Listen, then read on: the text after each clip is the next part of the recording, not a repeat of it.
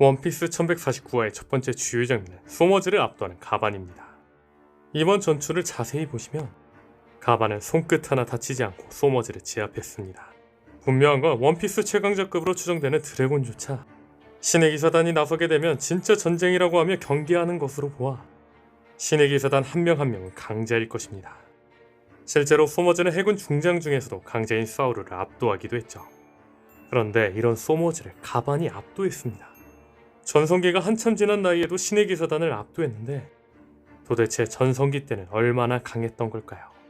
다음 주요 장면은 폐왕색을 쓰는 가반입니다. 가반이 폐왕색을 쓰는 장면에서 생각해볼 건 상디입니다. 상디는 가반과 평행이론을 이루고 있는 만큼 상디도 폐왕색을 각성할 것으로 보입니다. 분명한 건 상디 역시 폐왕색 떡밥이 있기도 하죠. 자세한 이야기는 해당 영상을 참고해주세요. 다음 주요 장면은 미래를 보는 견문색을 사용하는 가반입니다. 가반은 인질로 잡힌 콜론을 구하기 위해 군코에게 일격을 날리려 하지만 미래를 보는 견문색으로 콜론이 목을 관통당해 죽는 것을 봅니다. 결국 가반은 항복하고 군코의 화살 공격에 당해 나무에서 떨어지고 말죠. 일단 여기서 첫 번째로 생각해볼 것은 희생입니다. 원피스는 항상 아이를 위해 어른이 희생하는 그림이 그려집니다. 루피를 구하기 위해 팔이 잘린 샹크스, 모모노스케를 구하기 위해 패배한 오덴까지 가반의 아들 콜론이 인질로 잡혀있던 순간부터 콜론의 아빠 가반의 패배는 당연한 그림이었죠. 미래를 보는 견문색에서 두 번째로 생각해볼 것은 레일리입니다. 사실 레일리는 루피에게 미래를 보는 견문색을 자신이 못하는 것처럼 이야기했습니다. 다만 가반이 이를 쓴 만큼 레일리도 쓸 수 있을 확률이 클 것입니다. 아마 처음에는 카타쿠리를 견문색 최강자로 하고 싶었지만 중간에 설정을 바꾼 것이 아닐까 싶네요. 더 나아가 스코포 가반의 평행이론 상디도 미래를 보는 견문색을 각성할 것으로 보이죠. 다음 주요 장면은 군코에게 당해 떨어지는 가반입니다. 여기서 첫 번째로 생각해볼 것은 엘바프는 우리가 생각한 것 이상으로 거대하다는 겁니다. 군코는 과거 브룩과 인연이 있는 듯 선녀이길 수 있지만 기억을 되찾기 전 군코는 악당입니다. 즉 가반을 살려두기 위해 약하게 공격하지 않았을 거라는 겁니다. 다시 말해 군코가 가반을 공격하며 절벽으로 떨어뜨린 건 가반을 죽이기 위해서라는 거죠. 다만 가반을 살릴 수 있는 한 가지 단서를 오다 선생님이 1149화에 남겨놓았습니다.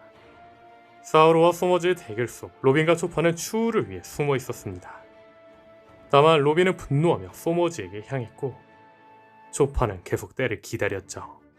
그리고 이번 1149화에서 초파가 뜬금없이 등장했는데 초파는 붙잡힌 밀짚모자 일당이 아닌 불사신인 신의 기사단을 베어낼 수 있던 가반을 따라갔습니다.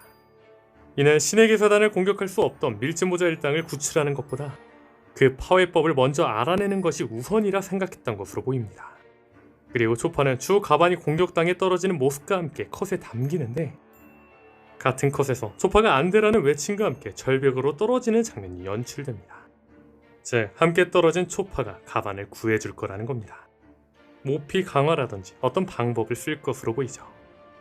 그렇다면 여기서 생각해볼 것은 절벽 및 엘바프 맨 아래에는 명계, 로키와 괴물 서민방이 있다는 겁니다.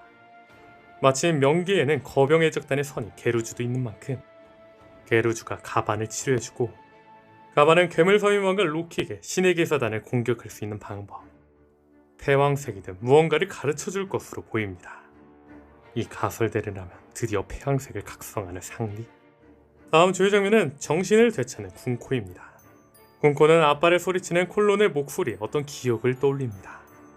한 여성이 아버지라고 소리치고 한 꼬마아이가 부룩의 손을 잡는데 부룩은 이 여성에게 해적이 되는 것이 꿈이라고 말하죠. 이는 군코의 기억일 겁니다. 이 장면을 통해 알 수 있는 건 군코는 아버지를 잃었으며 부룩과 친밀한 관계였다는 겁니다. 다만 이 장면을 통해 추측할 수 있는 몇 가지 상황이 더 있습니다. 첫 번째 단서는 부룩은 해적이 되기 전 어린 군코와 이야기를 하고 있다는 겁니다. 부룩이 해적이 된 시기는 정확히 밝혀지진 않았지만 부룩은 52년 전 룸바의 적단에서 라분을 만났었습니다. 즉 부룩과 어린 군코가 이야기를 나누던 때는 부룩이 해적이 되기 전인 적어도 50에서 60년 전이라는 겁니다. 그런데 군코는 현재 아무리 나이가 많아야 30대입니다. 아마 이는 오로성처럼 이무에게 늙지 않았던 것으로 보이죠. 또한 부룩은 웨스트블루 어느 왕국의 군인 출신으로 기습부대 대원부터 시작해 호위전단 단장이 된 자입니다. 즉 해적이 되기 전 이때는 부룩이 호위전단 단장일 확률이 높은데 부룩이 웨스트블루 왕국 호위단장인 만큼 옆에 있던 군코는 웨스트블루 왕국 왕녀일 확률이 높겠죠. 여기서 더 나아가 생각해볼 것은 웨스트블루에는 갓벨리가 있었으며 갓벨리에선 한 왕녀의 아버지 국왕이 죽었었다는 거죠. 오다 선생님의 떡밥 연결성으로 생각해본다면 왕녀 군코의 나라 갓벨리 호위단장이었던 부룩은 약 60에서 50년 전 갓벨리를 떠나며 해적이 되었고 약 10에서 20년 뒤 38년 전 군코가 성인이 될 무렵 웨스트블루의 한 왕국 갓벨리에서 왕이 죽었을 때 군코가 아버지라 외쳤던 것 아니었을까요? 이 가설대로라면 부룩 왕국 호위단장 가설이 약 17년 만에 해소된 거죠. 다음 주장면은 군코에게 빙의 엘바프에 강림하는 이무입니다. 여기서 첫 번째로 주목할 것은 이무는 신의 기사단이 뭘 꿈을 대냐며 분노하고 있다는 겁니다. 이 대사를 보며 한 가지 생각난 가설이 있습니다. 그것은 바로 엘바프의 시간입니다.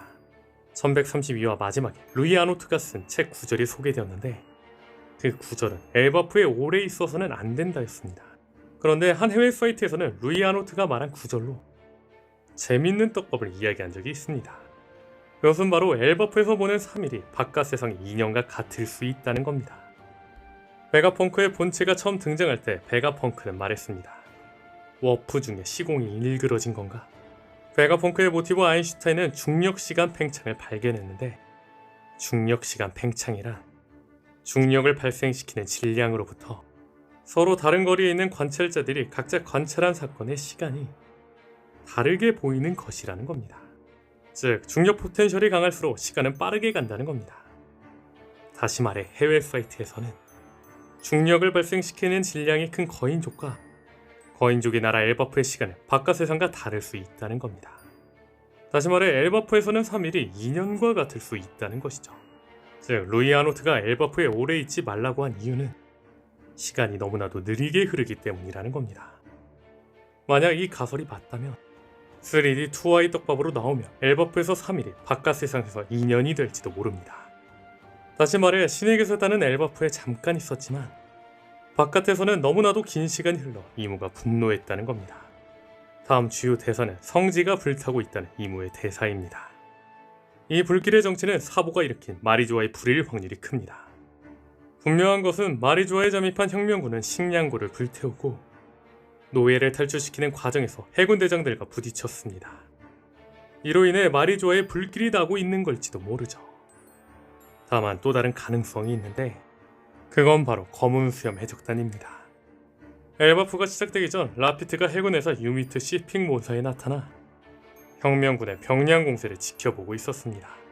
그리고 티치는 라피트에게 말했죠. 준비를 갖춰라. 즉 밀즈모자 일당이 엘바프에 있는 사이 마리조아의 검은 수염 해적단이 침입한 것일지도 모른다는 겁니다. 오늘 준비한 1149화 분석은 여기까지입니다.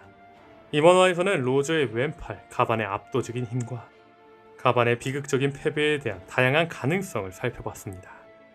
또한 군코의 충격적인 과거 단서와 부룩, 갓벨리까지 이은 흥미로운 떡밥들, 그리고 무엇보다 세계의 왕 이무의 엘바프 강림이라는 엄청난 사건까지 한화 안에 상상 이상의 전개와 수많은 비밀들이 담겨 있었습니다. 특히 이무의 등장으로 앞으로의 스토리가 어떻게 흘러갈지 더욱 예측 불가능해졌죠.